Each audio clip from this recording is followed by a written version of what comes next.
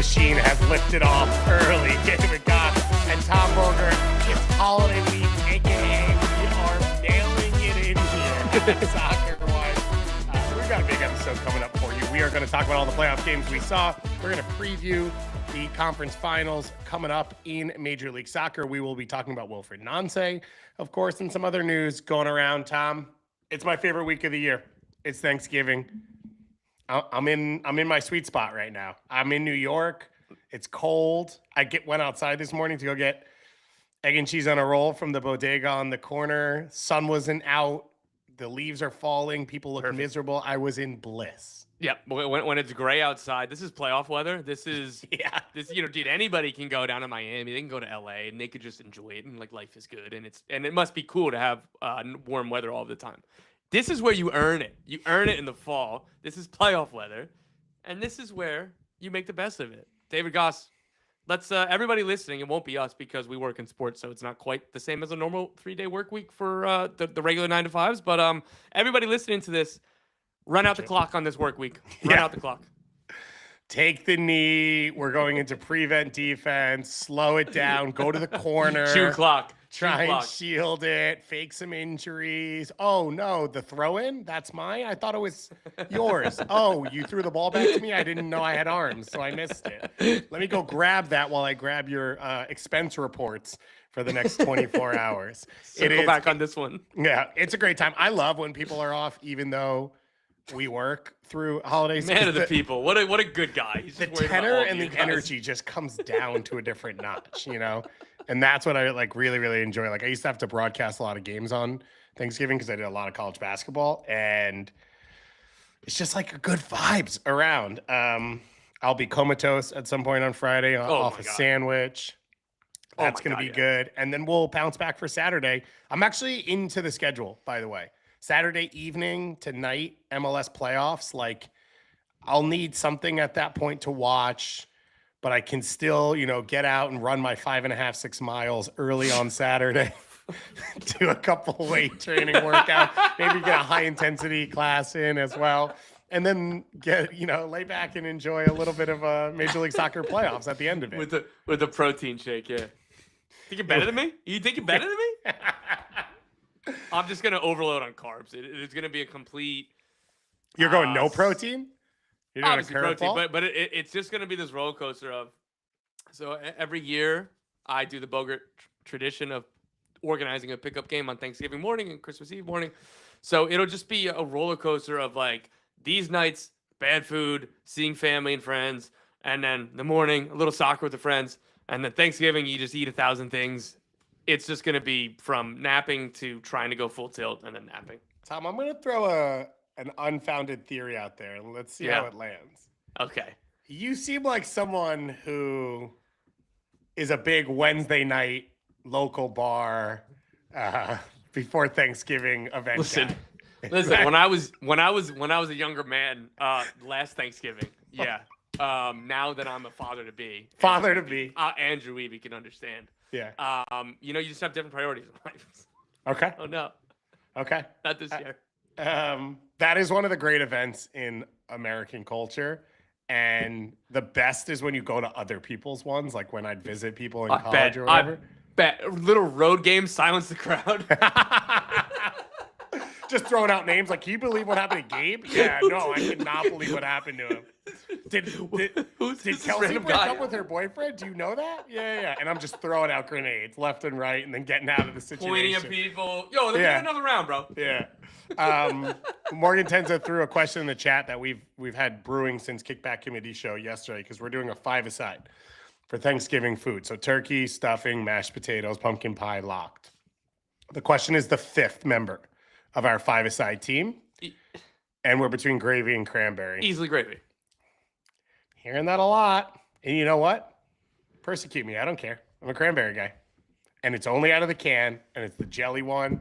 And it's the high fructose corn syrup. That's the good stuff. That's the stuff that I need. But, okay, another vote for gravy. It seems like Morgan was a gravy as well.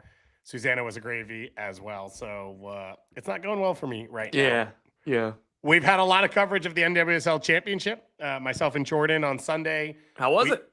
It was great. Hung out with Jordan, saw Mark Anthony Kay after the game, one of our committee members, as well. Saw Brianna Pinto in the skills challenge. She got robbed.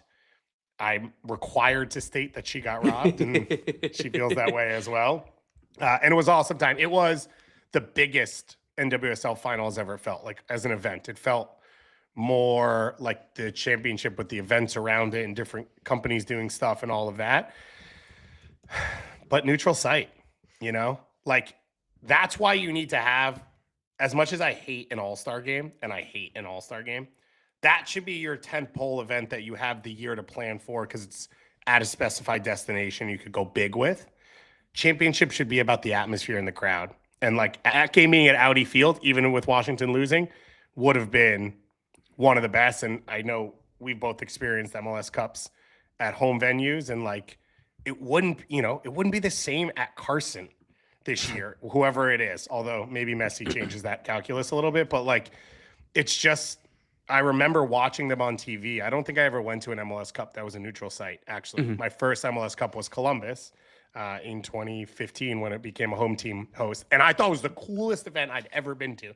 And everyone else was like, oh, Crew Stadium, it's so bad. I'm like, I don't know. This thing is sick. And since then, all the atmospheres have been like high level and elite, and like the events are there. So it sort of reminds you why, but it was a big event. It was really, really fun to be around.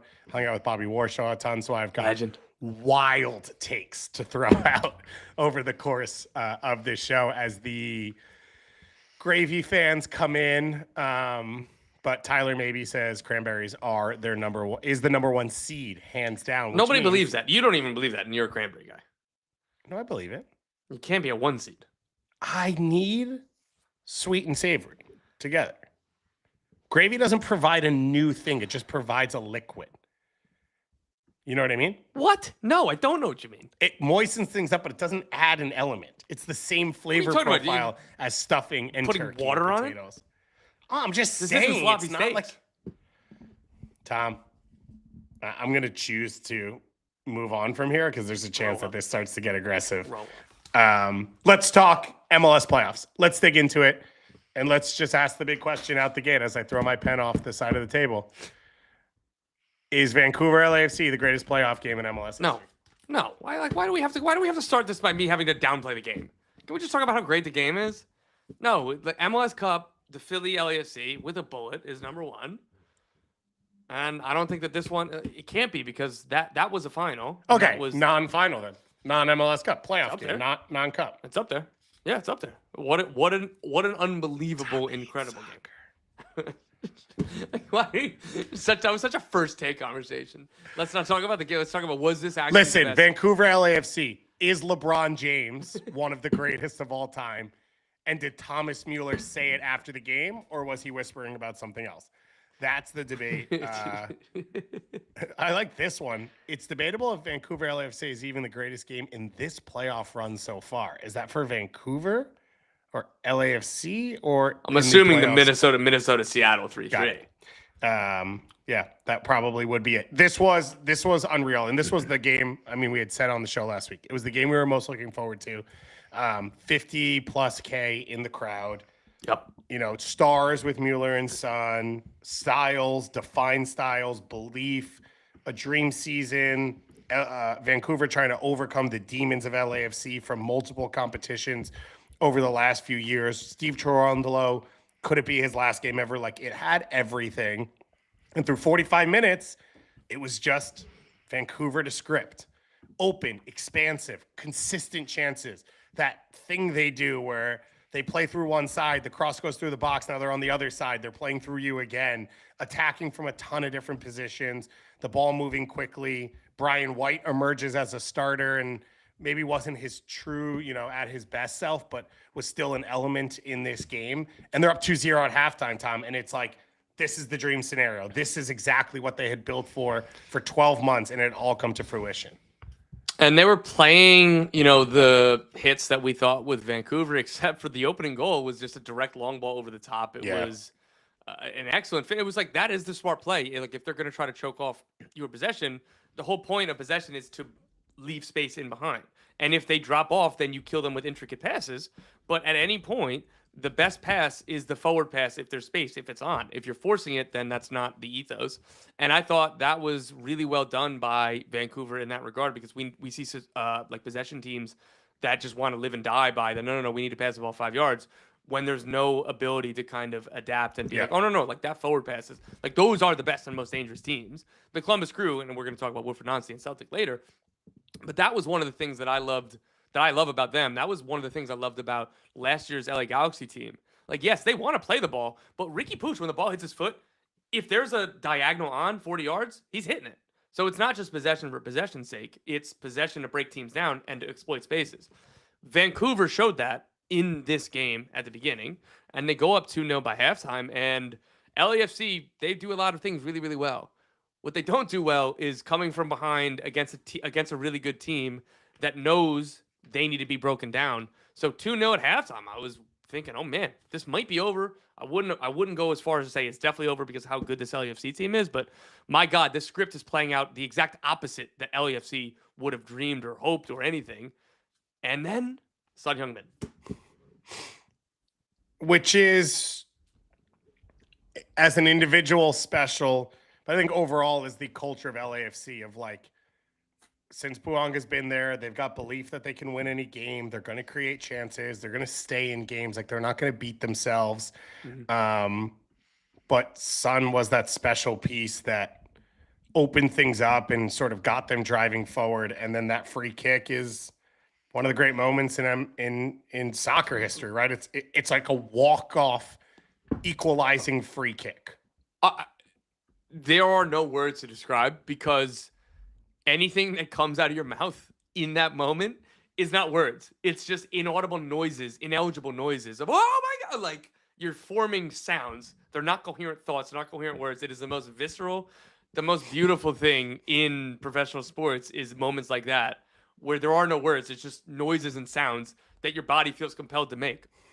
In that moment, Goss, did you think it's a foul?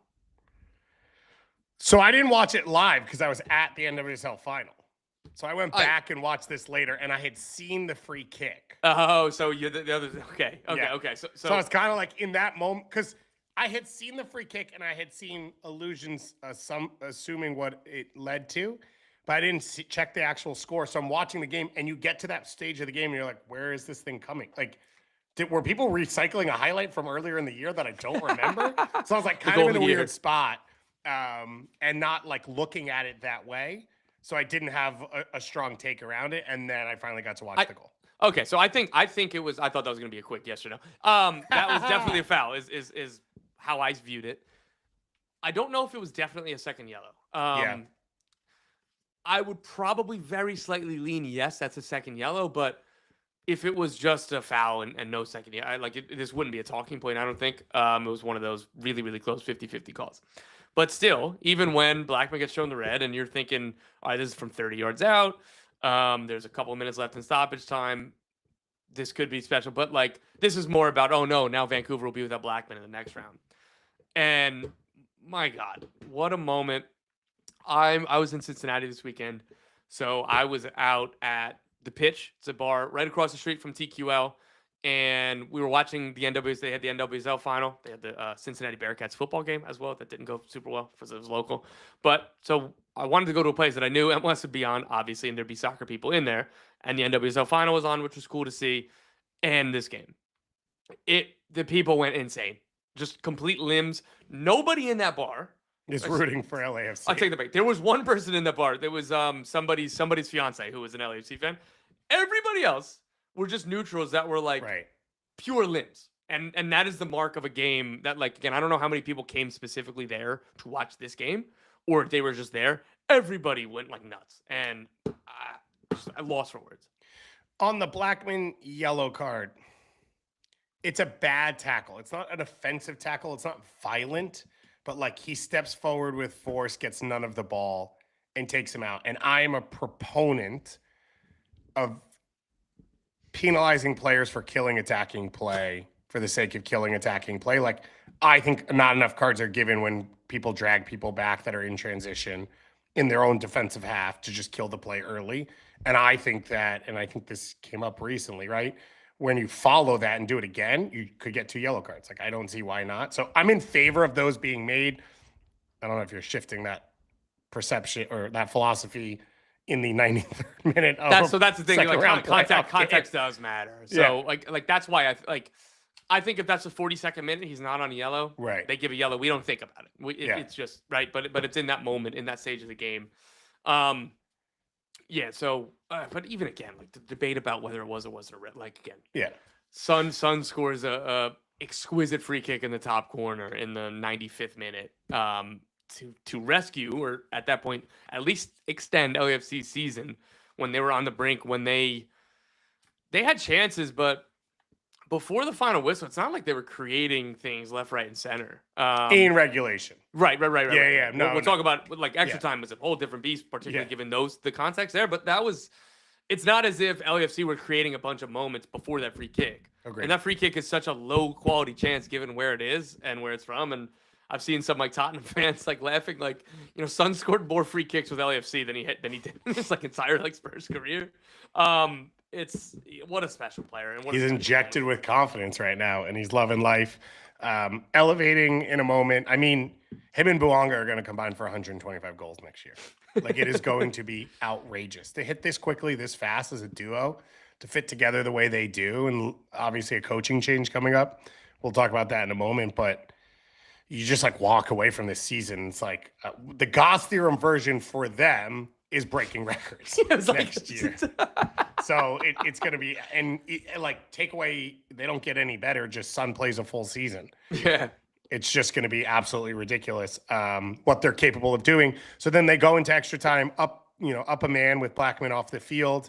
Halbuni comes on. Halbuni ends up tearing his ACL, is our understanding. So LAFC plays up 11-10 for a large stretch of 11-10 for 5 minutes, 11-9 for like 25. And it was bombarding from LAFC everywhere that Vancouver turned. There was an LAFC player popping up, making a quick pass, and one of the unreal moments I've ever seen. LAFC hits the post on the cross, then Bouanga on the far post tries to put it back in. He hits the outside of the post, which bounces back out into the box. And then I don't know who hit it that hit the crossbar on the third chance. But they end up hitting. Bouanga again. Did Bouanga then pop back out and get back on the ball? Yeah. So, and they hit the crossbar on the third chance, all in the same 8 seconds. Like, it was an unreal segment of time. And that was like stop. I'm pulling it up just because there's so many things in this game. I'm fairly certain that was stoppage time of extra time. Of the first half of it. I don't think the game ended on that. I'm pulling up the highlights now because again I'm going a little bit crazy on just so many things happened. LAFC was getting whatever they wanted.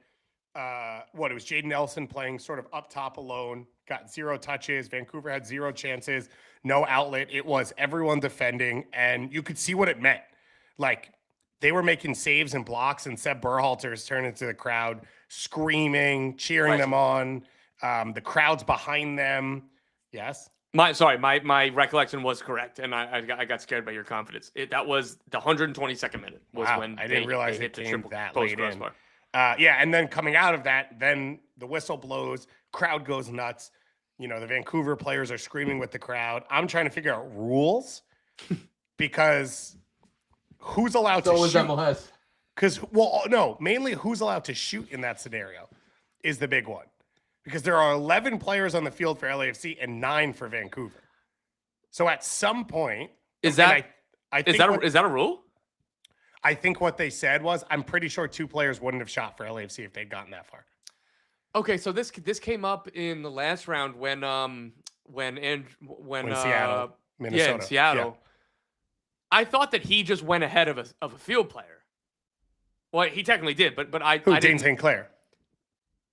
Right. Yeah, because Minnesota. Yeah, I thought Dane went ahead. So I didn't know that they. Well, Dane can shoot whenever he wants. No, sorry. Dane went 10 or whatever the number was, and Thomas then shot after and missed. Yeah. I thought that they just preferred him to another player. I didn't know that like somebody had to drop out.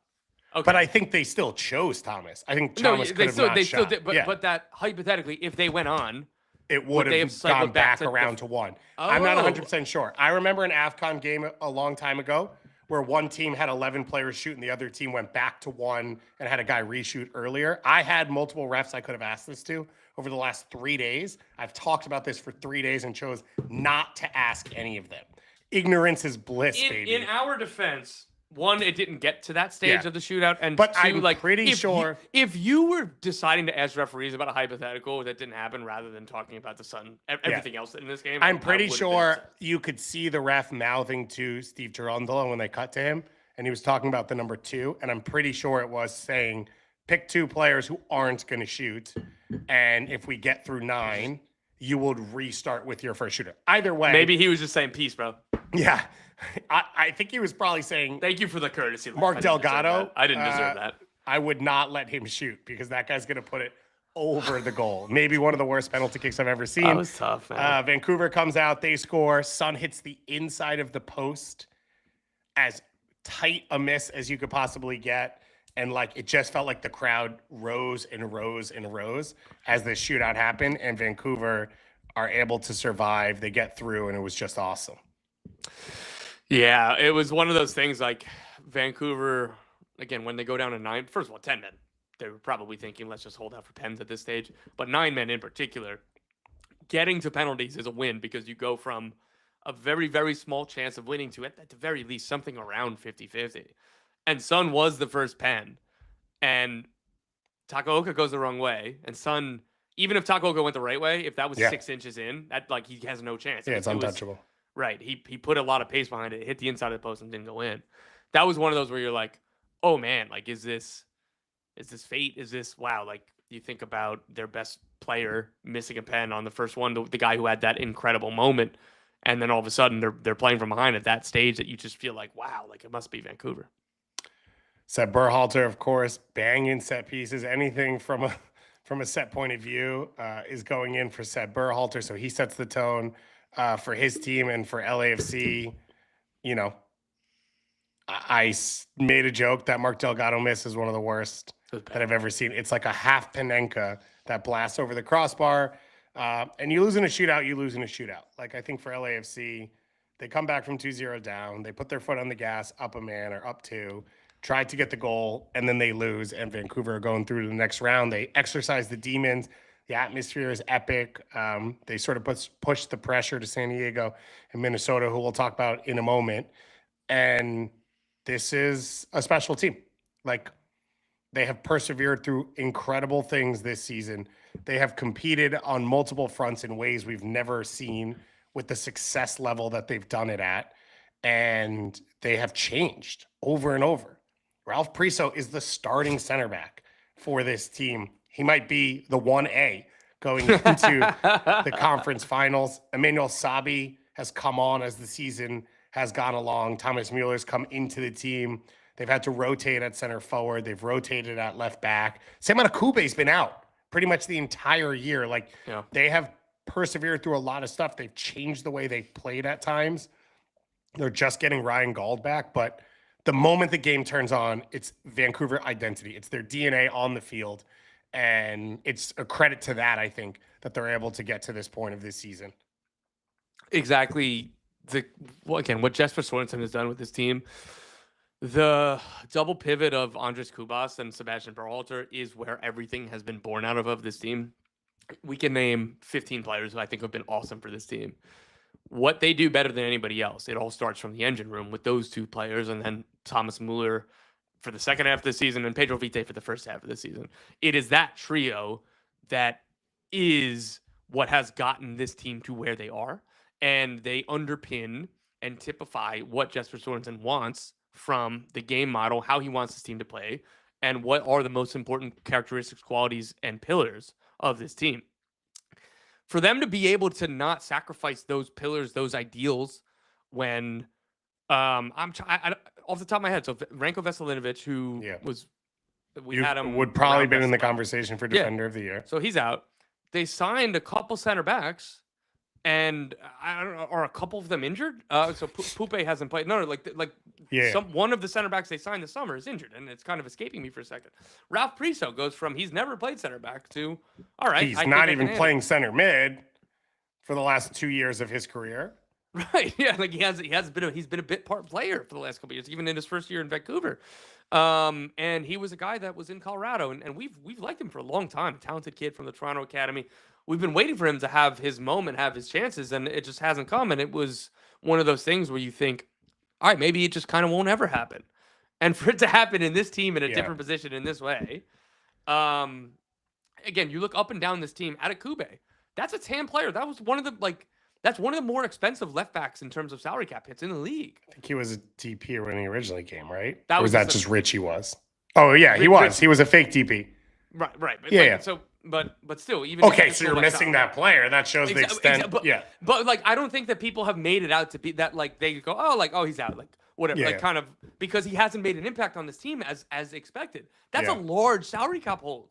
Most teams, if you're missing these kind of people. Again, if they lost, we would have been like, what an incredible season. If only they were healthy, and they would have been fair excuses. They have overcome every obstacle in front of them. The only one, and it wasn't a do or die obstacle, it was decision day against Dallas, where they were missing 5 or 6 starters, and they go down a man early, and they were still the better team in that game.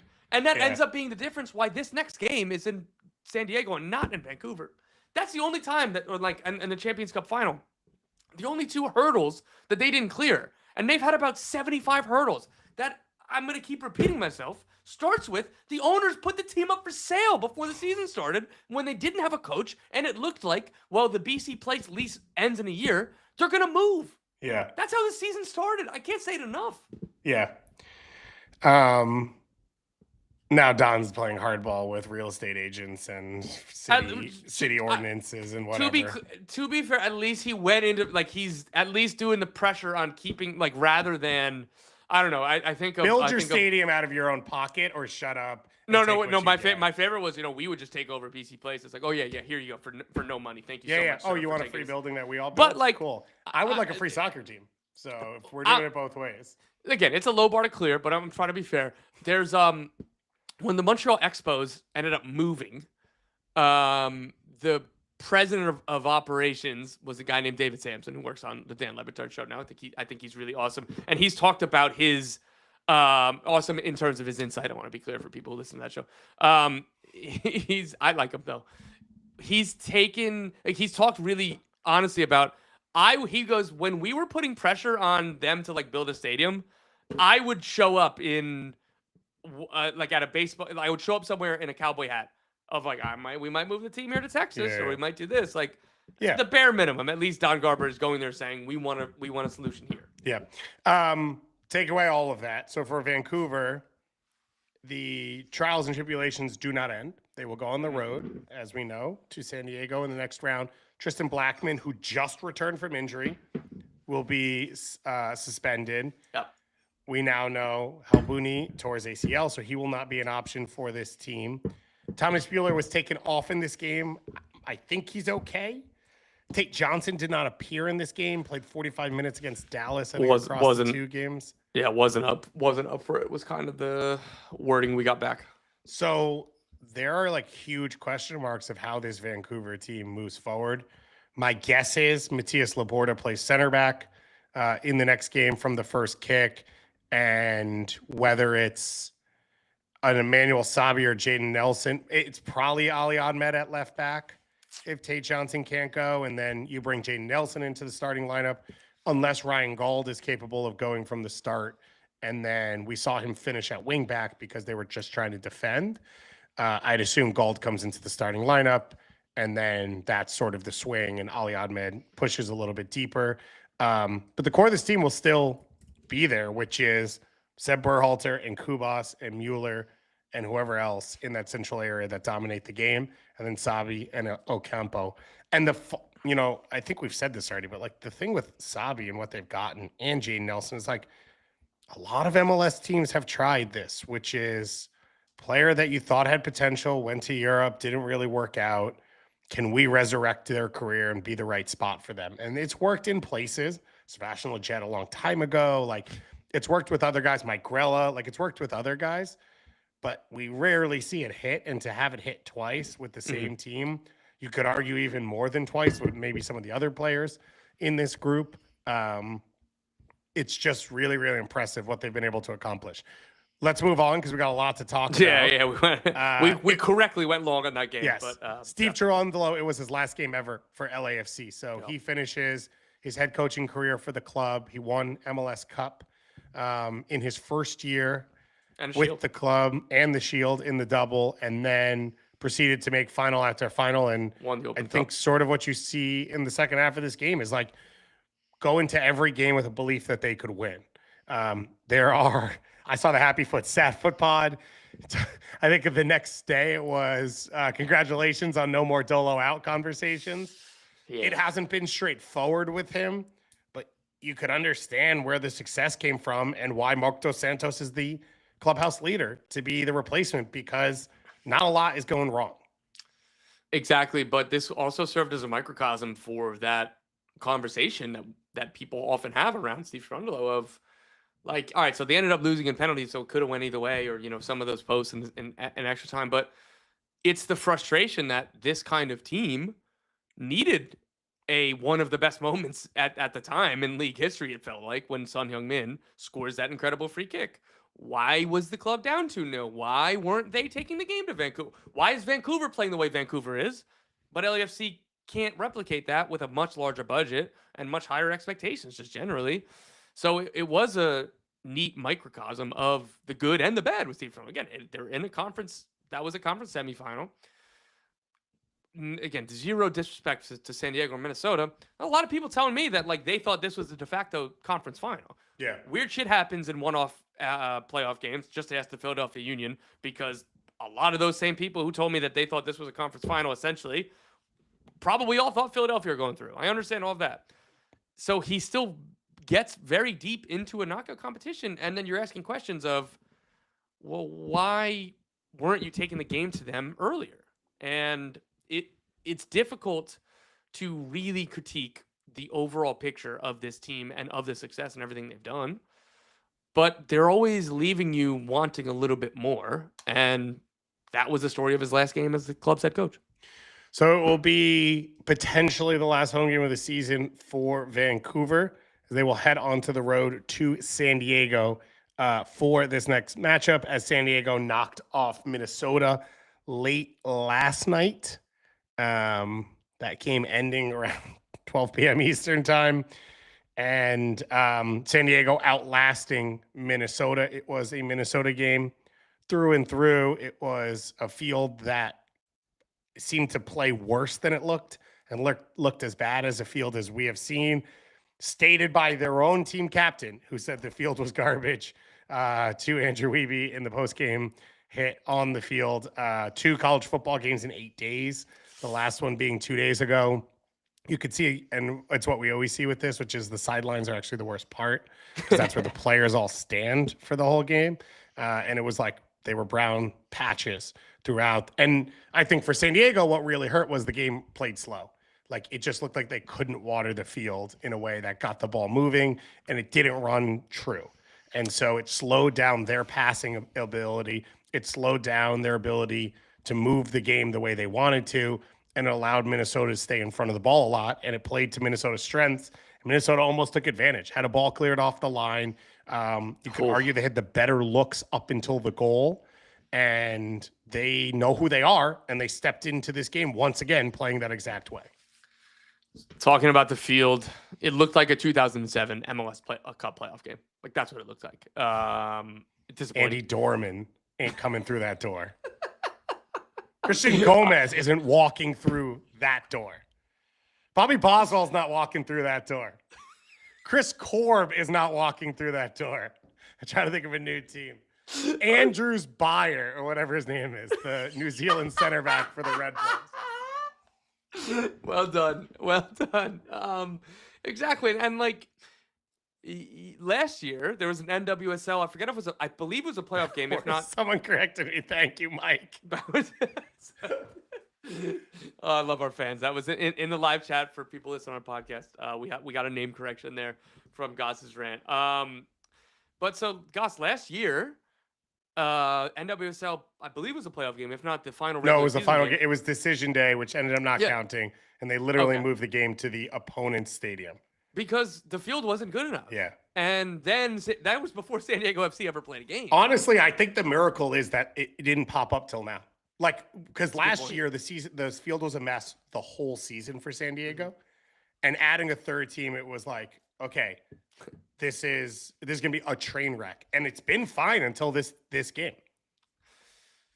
Yeah, we could look at it positively, or I'm gonna look at it critique again. When the captain, what was the direct? Was something about like the field was dead? Something. Yes. Isn't that what he said? Destroyed, maybe. Destroyed. Yeah. It was like, again, this is their captain, one of their two best players, 2-3 best players, and I appreciate that he didn't hold that back. I appreciate that he was just super honest. Anyway, so this game, Goss, played out in some ways how we expected. It was a lot of San Diego on the ball. It was a lot of Minnesota dropping off. And it's like my defining moment of the game was Tverskov picking up the ball between the center backs, looking up, watching Minnesota drop, and then him just jogging forward with the ball until they were in the final third. He put his foot on it, and then they'd play. They didn't create a ton of chances. They really didn't. Minnesota did very, very well. They also attacked decently. They found a lot of moments in transition that it was like the Seattle game was just so weird, right? Yeah. It was set pieces and there's some transition, but I never felt like they were threatening in transition. Yet they still, anytime that the ball went out for a throw-in or a corner kick or a free kick, felt like they were going to score because that was how they were playing. But in this game, there were several really dangerous moments in transition as well as the set pieces. But Robin Lod on that ball that you're talking about, it's 0-0. He chops off of Manu Dua after he gets in to get to his favorite left foot. Ian Pilcher, a fantastic sliding, sprinting back to the goal line, saves off the line after Robin Lod beats San Diego. Mm-hmm. And then he saved it. And as he's like, his hands are near the ball, or like on the ground, if he doesn't touch the ball again, it's going to roll in. Yeah. And he's trying to figure out the math of like, well, my hands are down. If it hits my hands, it's a penalty. If I go put my hands away, I'm not going to be able to reshuffle my body to block it. And he kind of like just moved his knee at it. And that was it's an excellent play. Kelvin Yeboah got in behind 1 or 2 times. One of them, he took a heavy touch and San Diego made a very nice play. And it's unfair to think of because I think Minnesota did the right thing by selling Tani Oluwaseyi to Villarreal. If Tani Oluwaseyi is in this game, I think they at least go to extra time. Yeah. And again, San Diego didn't create as many clear-cut chances as I would expect from this team, how good they are attacking. Mm-hmm. And their goal comes from a back heel assist from Corey Baird, a player who was waived by FC Cincinnati and picked up for nothing from San Diego. And Amal Pellegrino was picked up for nothing from San Jose. And Chucky Lozano, a $12 million transfer fee, one of the highest in league history, and their highest paid player, one of the highest paid players in the league, is on the bench. And it's Corey Baird flicking it to Anders Dreyer. And when we talk about poetic moments, that being the goal, pretty poetic for how special the San Diego team is. It's funny. Someone in the chat brought up Laborda's goal line clearance on that Sun goal. He double did it when he was laying on the ground, similar to Pilcher. He just couldn't keep it out. But it set Sun up.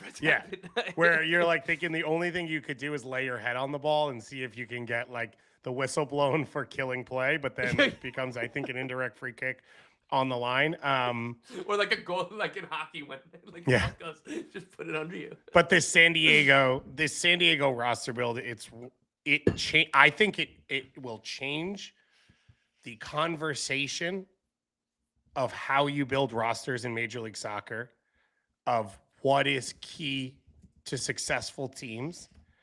Like all of this to me, different than the way St. Louis was 2 years ago.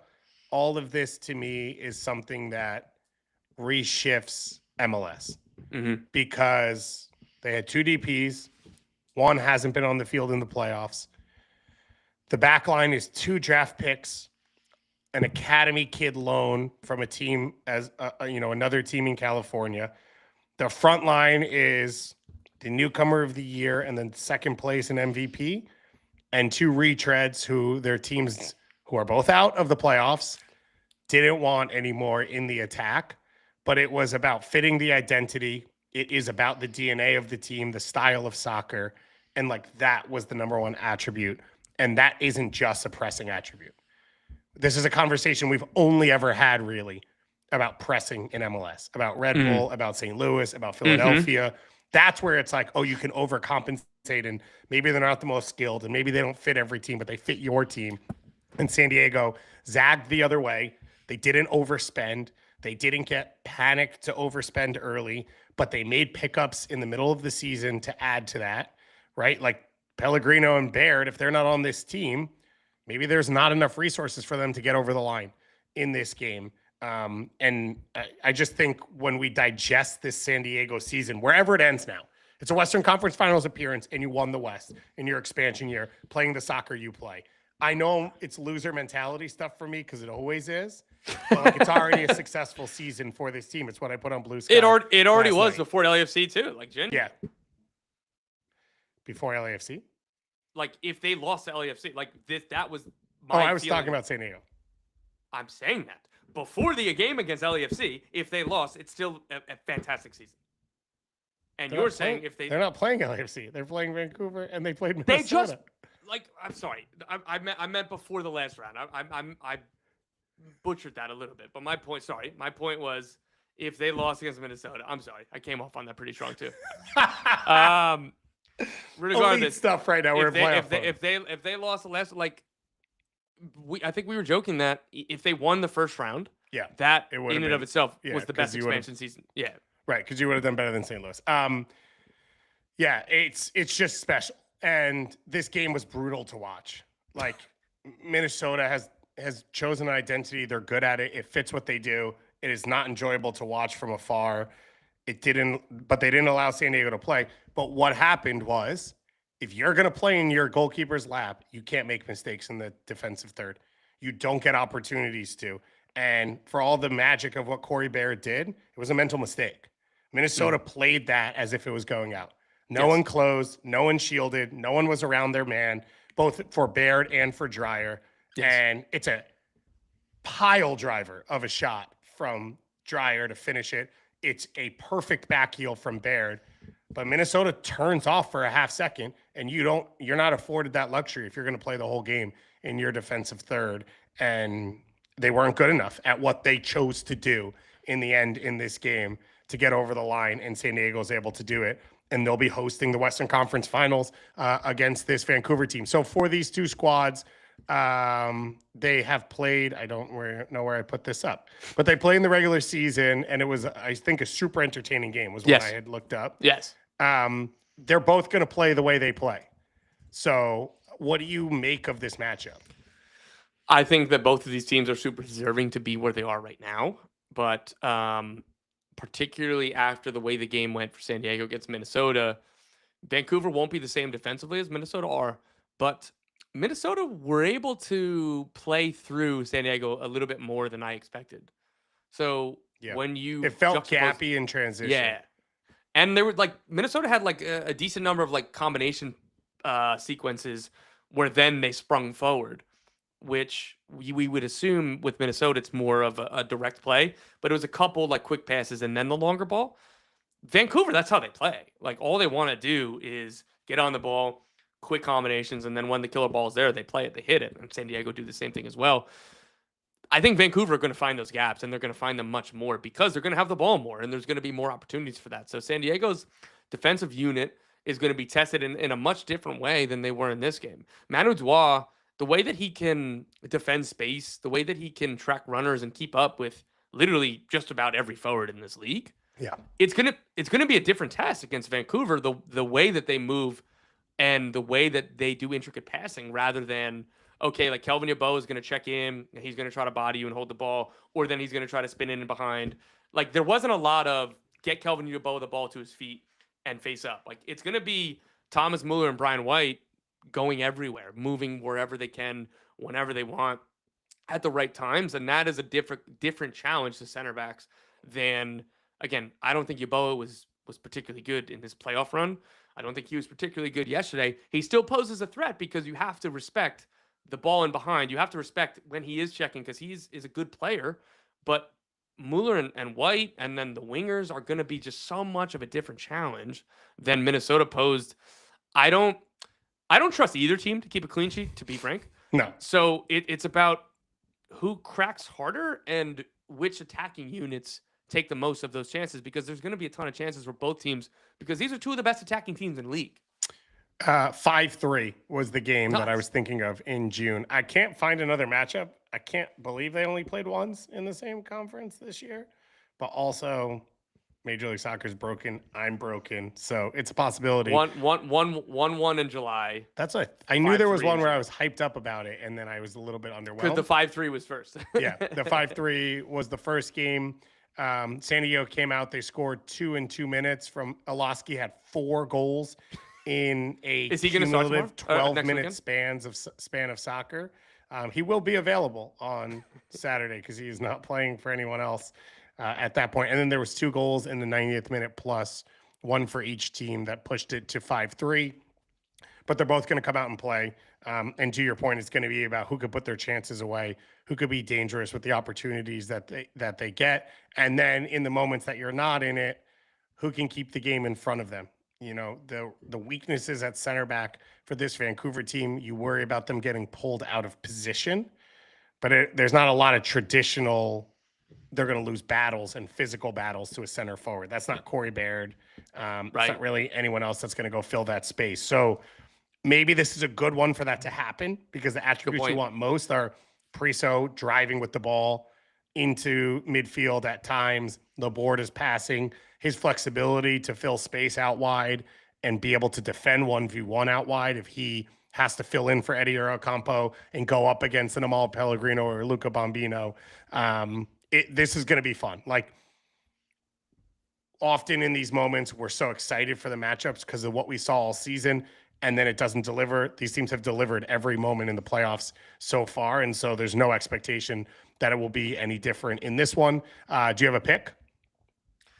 I'm going to go with Vancouver. I'm going to lean Vancouver because I think that they will cause more problems to San Diego than their previous opponents in this playoffs, and that is not a critique or a doubt of San Diego. It is much more a vote in the column of confidence for Vancouver. Yeah. I feel the same way. So I'm going Vancouver as well, but I thought Max Bretos touched on it very well in the broadcast of, if San Diego goes to a final, if San Diego wins, if they host a final, it pushes you in a space for a really long time in the city that has never had this. Like, if San Diego FC wins a championship in its year one, if you think about like what the Las Vegas Golden Knights are like, it's Las Vegas in hockey. No one cares, but they didn't have a team.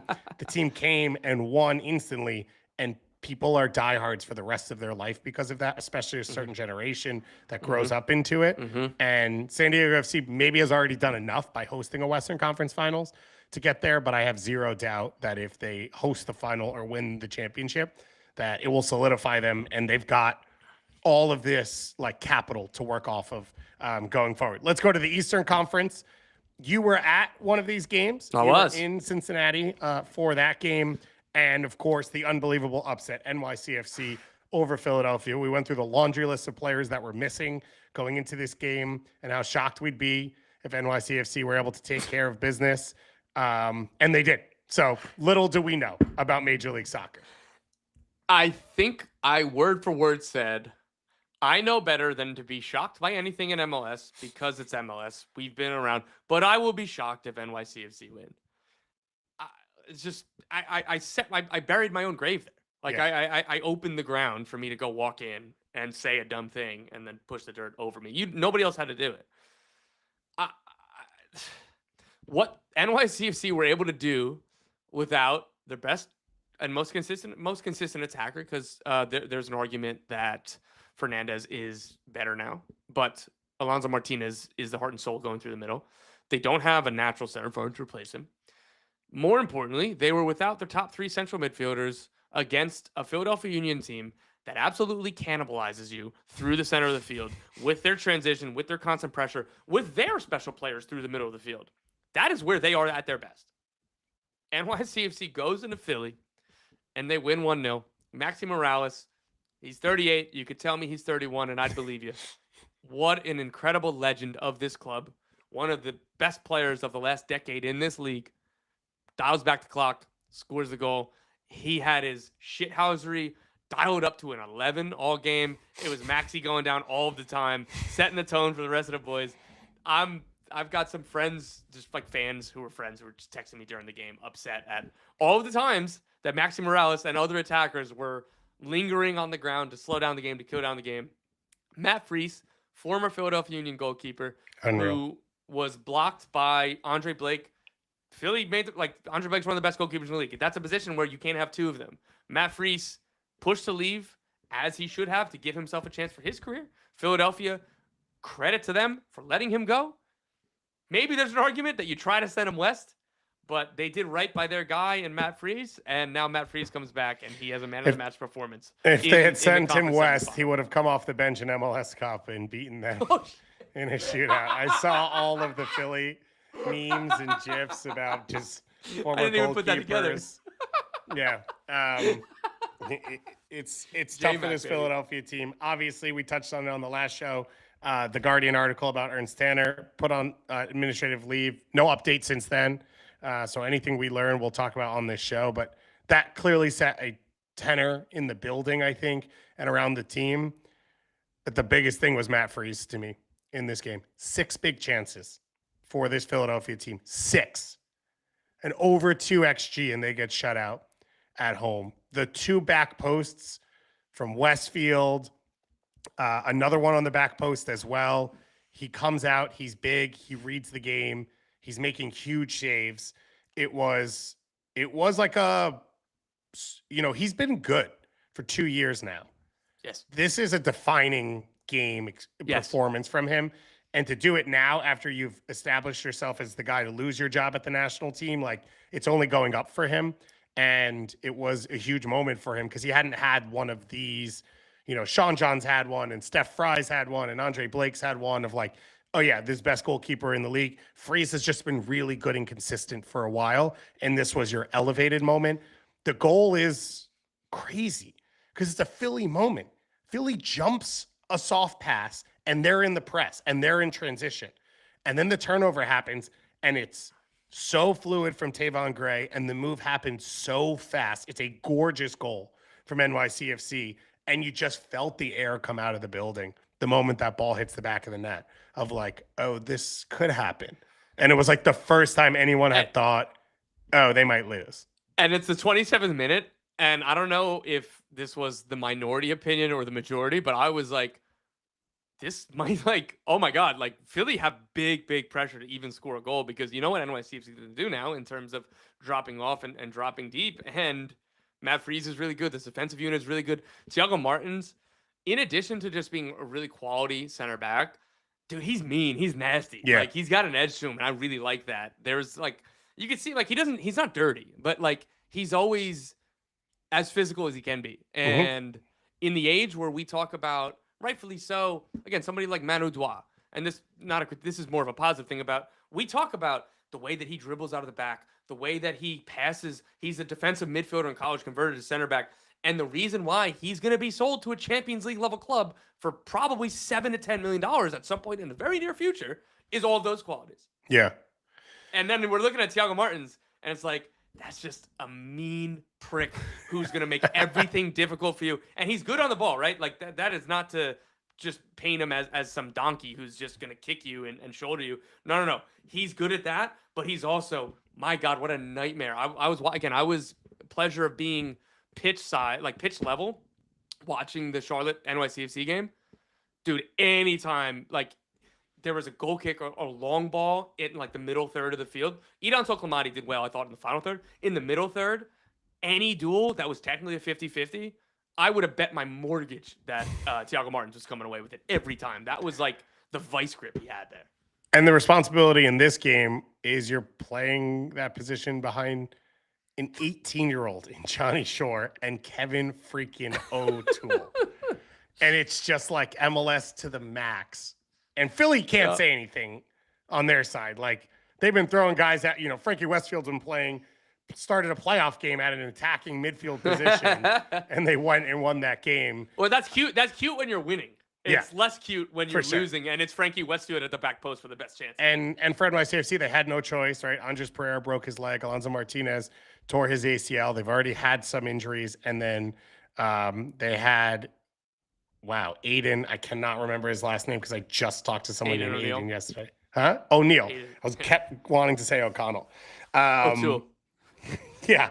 Aiden O'Connell, what is he? The third string quarterback for the Raiders? Potentially.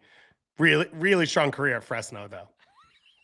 Big performance with the Bulldogs. That's a good program. That's good. They got a good head whistle over there. So this was, for NYCFC, this has sort of been their playoff nature. When they are the low seed with no expectations, they put together these grit performances. They've done it to Philadelphia before. They were, they did it to the Revs when the Revs set the points record on their way to an MLS Cup run in 2021. And now it's Pascal Jansen's team, and it's different, but Maxi Morales is still that DNA in the middle of all of it of like, okay, if we can just get around the game for segments of time and control our segments of play, we can survive the rest of this. And, Sean John and Collins and were the base of that back then. And you're talking about it now with Freeze and Thiago Martins and Raul Gustavo and Justin Hack, who's been unbelievable for this team at the base of it. And credit to Jansen that rather than pull Hack out of that center back spot and push him into midfield where he came up, he said, no, let's keep this strength and then we'll figure it out in front of that. And they did. When I saw the lineup, I just assumed he's like, oh, he did move Hack into the midfield. Yeah, me too. I watched no, that'll be Kevin O'Toole. That'll be Kevin O'Toole. Yeah, Kevin O'Toole's playing left wing back. And then I'm like, what am I watching? So no, man, let's give Pascal Jansen his flowers. I think he's been really, really good this season. Yeah. It's not an easy thing to walk into MLS without really any experience. And the people I've talked to around the club, they kind of rave about what he's like. I really, really question this team like late spring, early summer. It's like, hey, we're not seeing anything. Like, hey, I thought this was supposed to be the guy that was going to get the most out of some of the younger players. Ojeda and Julian Fernandez, they're not really stepping forward. Yeah, Hannes Wolf is okay, but if Hannes Wolf is like driving your attack, and are we just going to rely on a 38-year-old Maxi Morales? That's the answer. Like, come on, it has to be something more creative. More so on the squad building side than on the Pascal Jansen side. He's been awesome, man. And to your point of his decision making and what he did in this playoff run in general, but particularly in this game against Philadelphia Union, there was no right answer, and he found the best solution. Yeah. And the team, while they gave up more possession than maybe they normally do, and particularly with the game states and the lack of first string 11 around, like they kind of defended into a shell more than he would have wanted. They were still trying to be themselves for the most part. And I think he's just been really, really good. And listen, sources told me when the club were making the decision to move on from Nick Cushing, it was a fight. City Football Group loves Nick Cushing. City Football Group overlords did not sanction the firing of him. I don't know if they had Pascal Jansen. I don't know if part of the conversation was this is who we're going to get. This is who we want to get. Right. I just know moving on from Nick Cushing was a big fight. Right. Big fight. David Lee was the sporting director. My understanding of the situation was he had to fight for it, and then they acquiesced by saying, okay, fine. If you're wrong about this, you're going to lose your job too, okay? And he said, okay. And Pascal Jansen comes in, and he's awesome. And this team does not come anywhere near what they have done this season if Nick Cushing is the head coach and not Pascal Jansen. Yeah. And they move on now to a conference final. I know I did my U.S. soccer podcast with Ali Bedoya yesterday, was injured, so didn't get on the field, and was still in a state of shock coming out of this one for Philly. And I think the main point was they didn't feel like they played their best game. And so to leave it on the field in that way, even with the chances they created, right? The Olaski shot late on, that Freeze makes the unbelievable diving saves on, all the chances, they never really hit the full gear for the Philadelphia Union. And I think that will be a really frustrating taste in their mouth for a home playoff game to lose on. And once again, I think this is the rivalry for these two teams. You have played too many big games. It's organic. Yeah. You have played too many big games. Don't throw the Philly stuff in with DC and New York or the Revs or whatever. To me, this is the game between those two teams and obviously Hudson River Derby for NYCFC. And it's been a blast every time they get on the field. And now they will be heading to Miami for the weekend. I won't be there because I'm in New York. I went in the other direction. There can only be so much, between me and Justin Hack, there can only be so much New York energy in one city. So we had to swap places for this one. You were in Cincinnati for this game. Tom, what was the vibes? What was the experience? Oh, man. First of all, thank you very much to all the kind people in Cincinnati who said hello, who I ran into. I enjoyed my time in the city. I got to go to the training facility. On Saturday after I landed. It's gorgeous, man. I'm assuming that Cincinnati is going to be a base site for somebody at the World Cup. Yeah. Whoever's there, hopefully they get a big team because players are going to go there and be blown away. It's unbelievable. And they're already thinking about, okay, what's next? What are we going to do next? Like, do we need more space? What do we need to upgrade? So that is something to be really, really excited about for Cincy fans because we're going to get to the sad parts very, very soon. TQL Stadium is awesome. The crowd atmosphere is great. Anytime that I saw somebody before the game or the night before, how you feeling about tomorrow? How you feeling about the game coming up? Most people were like, I don't know. And like the most polite, trying to not be pessimistic and not be worried. All of them, there was this underpinning of, yeah, we're really worried. Yeah.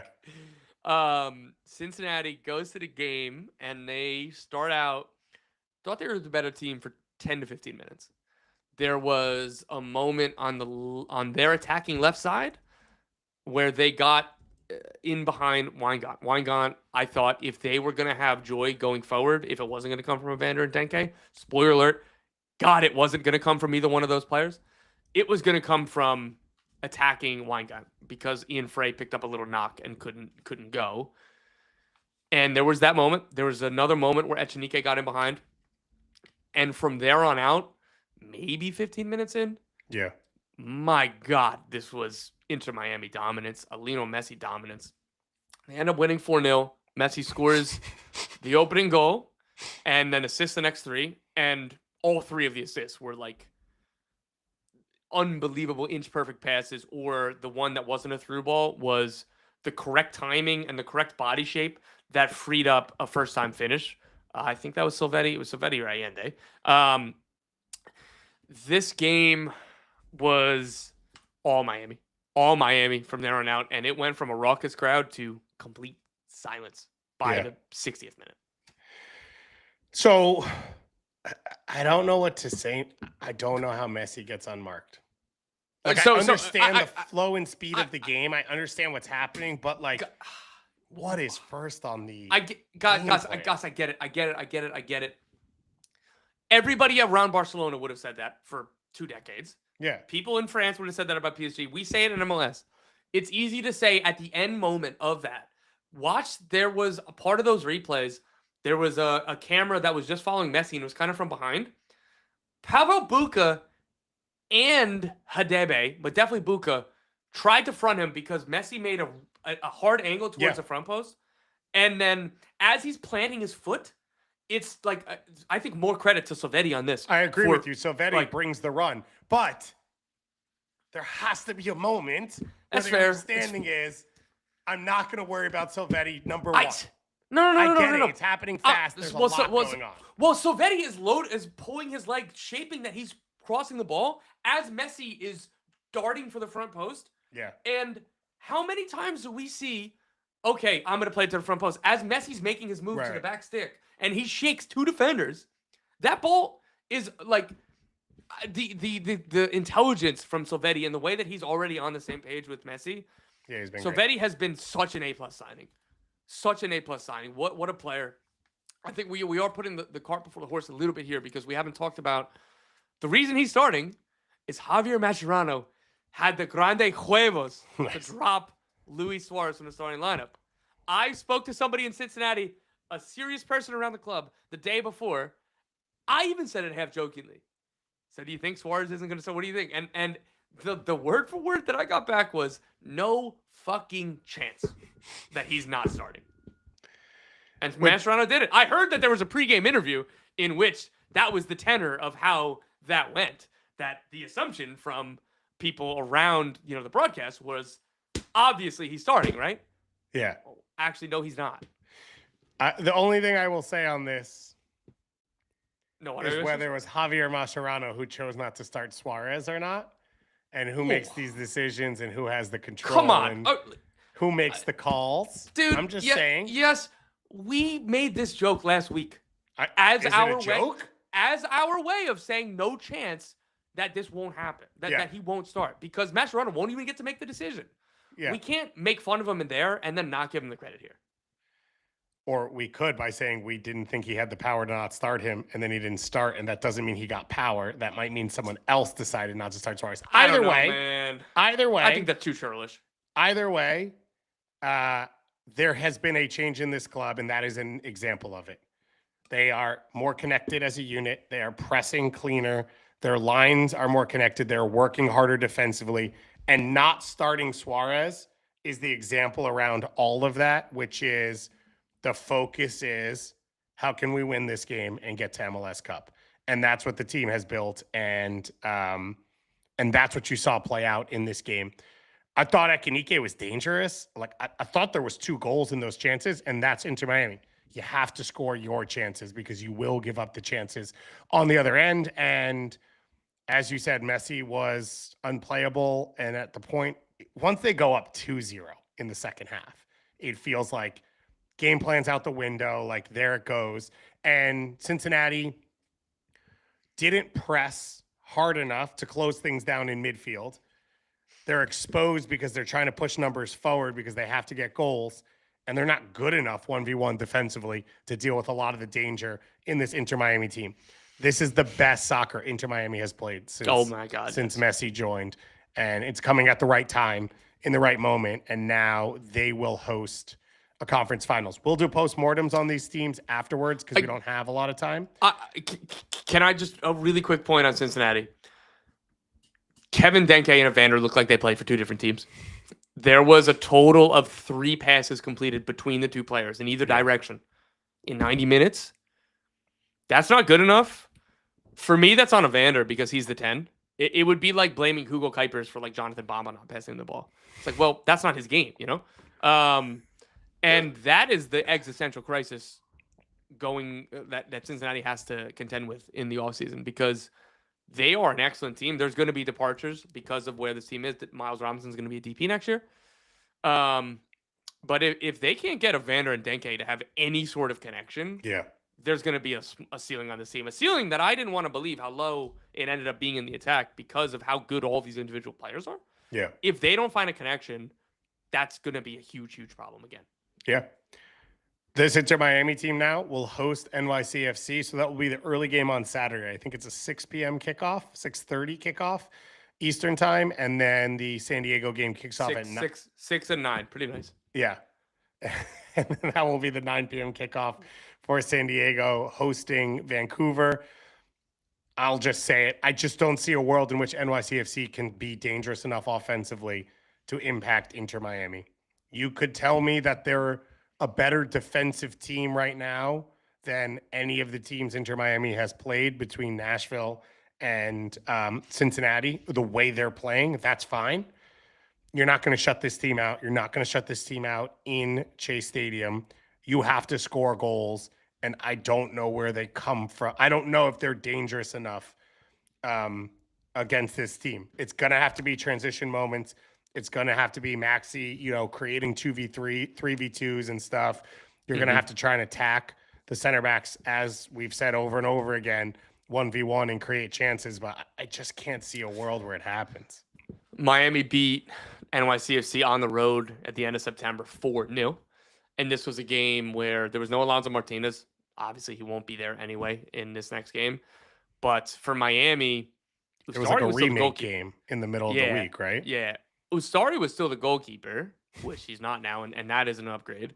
But this was after the center back pairing was Noah Allen and Maxi Falcone. Like that, they figured out, this is our best look. This was around the time where Mascherano and Miami were figuring out the best way to get Rodrigo de Paul within the team and making it not awkward. Because at first it was awkward. This was one of the turning points where they are hitting the form that they're at now.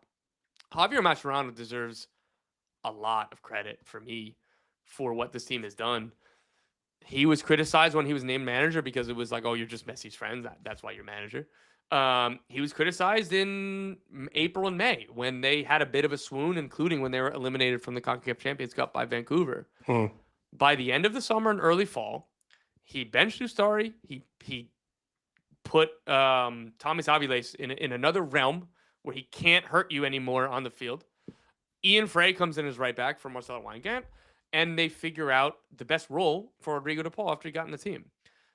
As you said, Goss, this is the best that they have played in the Messi era. Honestly, I think this is better than their Leagues Cup run where they won the Leagues Cup. I agree. Even better than, like, down the stretch when they set the points record last year, it was a lot of coming from behind. They had a lot of control in this game against Cincinnati. And they had a ton of control against Nashville for the majority of the series, but particularly that Game 3 closeout. Jorge Mas, I was speaking to him after the game. He says, this is probably the best we've ever played. And he made the joke. He goes, 2 clean sheets in a row. Who would have ever said that about Inter Miami? Yeah. But he's not wrong. So I think that's a lot to do with Mascherano. Yeah. The question marks for NYCFC in central midfield, you get O'Neal back. Does Kevin O'Toole stay in there? Does Johnny Shore stay in there? If it is Johnny Shore, then you get O'Toole back at the wing back position.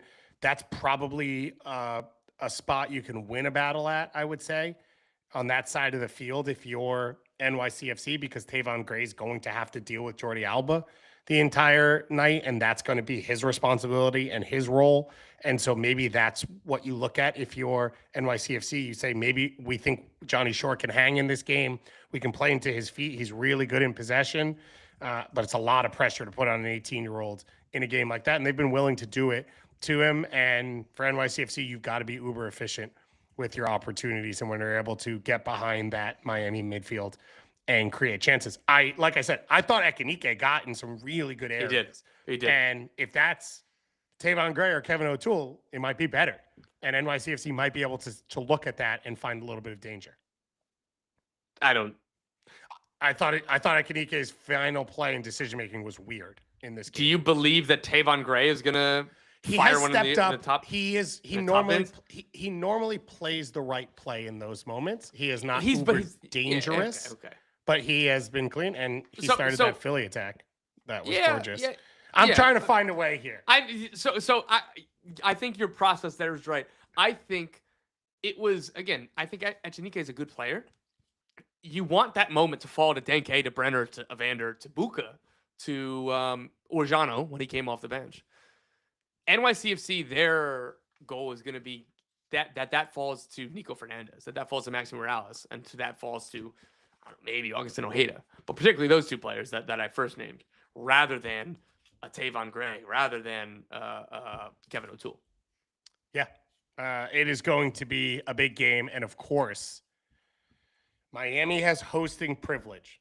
So Miami goes into this game knowing if they win, they host MLS Cup for the first time in the club's history. It's Messi's first shot at this. It's Busquets' last chance. It's Jordi's last chance. And you control your own destiny in all of this. If NYCFC gets a victory in the first game, San Diego and Vancouver will step on the field knowing they get a chance to host MLS Cup. So I think the stakes are going to feel really high. I think it's going to feel big. I love that the games are back-to-back. It's just going to be a nice segment of time to sit down and get big-time elimination soccer. If it's tied after extra time or after regular time, it would go to extra time. And then PKs. Let's close out real quick here on one big news segment, which is your report, Tommy Scoops, that we may have seen the end of Wilfried Nancy in soccer. And as a joke someone made in the chat, he is replacing Joe Mazzulla and will be the new head coach for Derek White and Peyton Pritchard. Yeah, he's going to need to learn Scottish because he has indeed coached his last game for now for the Columbus Crew. Celtic are finalizing a deal to name Wilfried Nancy. They are their next head coach. The Columbus Crew will get compensation for this. The final details, what they're finishing up here is the compensation for Columbus and also the contracts and everything for his backroom staff that he wants to bring with him, as he did from Montreal to Columbus to Scotland. There are a lot of different ways to go to. This is, I think, interesting for a ton of different ways. We can talk about his place in like MLS lore, I think Wilfried Nancy is the defining coach of the last half decade of this league. What he's done on the field tactically and what he's done man management, what he's done developing players. We can talk about how will he do with Celtic. I think he's going to do very well. It's not going to be easy, particularly coming in mid-season, but I think he's going to do very well. He's got Alistair Johnston to hang out with again. He's back. We can talk about, speaking of Alistair Johnston, who we can speculate, who could he be trying to bring from Columbus or from wider MLS? For me, from what I was told from sources, is that Wilfried Nancy, when they agreed the new contract through the 2026 season, the understanding was, if the right opportunity comes, I'm going to want to take it. He's ambitious. He wants to continue greatness. He wants to develop everything. Everybody that's listening to this show, I trust that you know all this about Wilfried Nancy. And he said, I don't want to leave. I don't ever want to put you in a spot where I'm leaving mid-season and you need to replace me and I'm going to completely derail the season. It would be better for Wilfried Nancy personally to have done this in the previous summer or the following summer, when not only are there more jobs available, but you get a full preseason to implement your ideas. You get a full preseason on the training ground. Instead, he said, no, I don't ever want to leave you mid-season. If it's going to happen, it's going to be after our season, which limits his options and makes it much more difficult. He's going to go to Celtic, a fan base that is ravenous if you don't win literally all of the time. And he's implementing new ideas. He's introducing himself to a squad, and he doesn't get to bring in new players until January. And even at that, it's not that easy for those players to come in. Wilfried Nancy, not only has he done incredible for the Columbus Crew, he was like, I understand this will make this more difficult on me.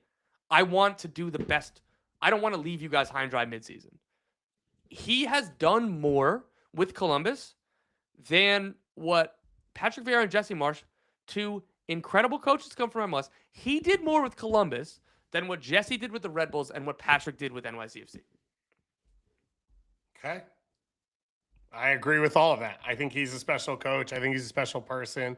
I think he's going to crush it. You understand the move, which is Celtic managers get put in conversations like Tottenham and Liverpool and Brighton and wherever else that a Columbus Crew manager doesn't. He's taking his shot, whether it is the biggest level right now. It's a big name, and it's a name that puts you into the conversation at the next level, and it's one that will be on your resume for the rest of time. I'm loving the Aiden Morris and Sean Zawadzki to Celtic rumors that are starting in the chat right now. They didn't. I'm surprised they didn't go straight to Wessam Abu Ali and Diego Rossi for probably pennies. That's what the Celtic fans want. I think this is more the Carew fans doing bits and jokes. I agree. No. And all of that. But I thank you for being more realistic than the Celtic fans.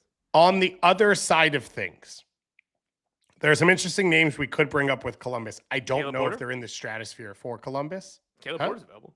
Caleb Porter is available. Patrick Vieira is also available. Guillermo Barros-Schelotto ain't walking through that door. No. Michael Bradley's available. And I don't think Michael's going anywhere besides New Jersey, but I believe he did play for Toronto FC when Issa Tall worked there. And it would be in line, not from a style. Well, we don't really know what Michael's style is. Michael wants to play football. Yeah, assuming he's in the Red Bull family, but also the way Bob Bradley's teams played. You could bring a couple names up. I will say this. Outside of Lionel Messi, I think the two biggest difference makers in Major League Soccer over the last 5 years were Cucho Hernandez and Wilfried Nancy. And this club has lost both of them. And that's not, okay, who's next? Or how do we use the money we get for them to replace them? They were both outliers in how good they were at what they did. They weren't luck. This club identified Wilfried Nancy at Montreal and said, that's the next coach. What do we need to do to get him? Yep. And they did the same in signing Cucho. But you don't just replace those people with the next thing. And you have to do it now at a time when the club structure has changed. Tim Bezbatchenko is one of the best in the history of the league. It's why he's helping run a very successful Premier League team right now. And he's not a part of this process anymore. And so I think it's fair for Columbus fans to be worried.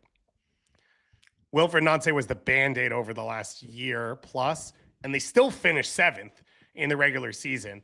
And Wesam Abu Ali will be healthy in there from the start. If Diego Rossi's healthy next year, the team is better than they were this year on the field. You have to think there are a couple other pieces they're going to try and fill in, bring some depth, some additional attacking pieces, maybe a change at center back with the wet amount of time Rudy Camacho missed, all of that. But Nancy is something else, and I worry a little bit about the future for Columbus. Again, it's fair. He is so singularly valuable for all of the praise and good things that we have deservedly said about this team. How much is it just Wilfred, right? And that's not taking away from the front office. That's not taking away from the players. That's just the absence of a guy that we respect so much and think so very highly of. There is no one-for-one replacement. Like, let's be very, very clear about that. It's going to be very difficult. And that's not doubting Columbus. It's just a fact of, I just called him the defining manager of the last half decade of MLS. Those guys, there's not just a pool of those guys available for you. They're going to have to reinvent some stuff. They're going to have to change some things. And I'm certain that they are thinking this. I'm certain that they're planning for this. I'm like, let's be clear. They weren't surprised when Celtic called, Yeah. Like, they have been... They've been planning for this. Right. Like, so wherever they are in their coaching search, they need to do the legwork. They need to do the interviews. They need to talk to people. They need to get the interview set, all of those things. They've thought about this before, because if Wilfried Nancy wanted to sign a 10-year deal, they would have done that, right? And then they wouldn't have cared about this. But they knew, as they spoke with Nancy when he had his last contract extension, and they're not naive, they're not dumb. They're not shocked by this. So I'm certain that they've been plotting about, what do we need to do? How do we do this? How do we replace him? How do we change? Because there is only one Wilfried Nancy. I'm very, very curious in what directions they will go, because there are different ways to do this. Whether it's you try, I don't know exactly which of his backroom staff are going with him. Yeah. Like, maybe you try to say Yohan DeMay. Right. You should be our head coach. That would be one of the big names you'd assume. Right. Or do you go completely different, right? Experienced MLS coach. You go from somebody from Europe, because this club, the front office in and of itself, have a lot of MLS experience. Do you go try to pluck another head coach that's currently an active head coach, like they did with Nancy? I'm very curious. There are different ways to mitigate this, but there is no one-for-one replacement. Yeah. Laurent Courtois is available, which sounds silly, but I believe that was a Corey Ray hire from the understanding of it. He was running the second team, and got it. Corey's not at the club. So yeah.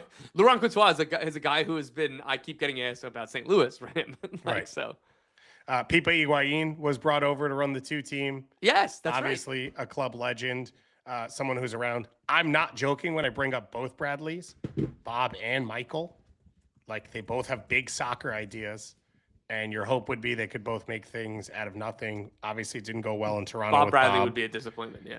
Honestly. Maybe. I don't mean to be disrespectful. I can't picture a name right now that wouldn't be, and that's just the reality. That's fair. That's a good point. There's not another Nancy right now where you're like, wow, look how they've punched above their weight. I mean, Mikey Varas would be the obvious one, and there's no reason he would move, because San Diego is empowering him in a way Montreal never empowered Mikey Varas, or never empowered Nancy.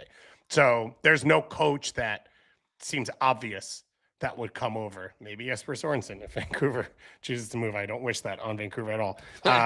So it's all going to be something else going forward. But we'll continue to talk about all of it right here on Soccer Eyes. We will be back at the start of next week. We will recap everything we saw, and we will prepare for something called MLS Cup, which is coming up on Saturday, December 6th. We also are going to be doing a live World Cup draw show on December 5th. We're going to be at Legends Bar in New York City. So if you're around, you can come by and hang out, and you can watch it as a stream. We will be on the entire time the draw show is happening. We will watch it so you don't have to, because it is going to be weird.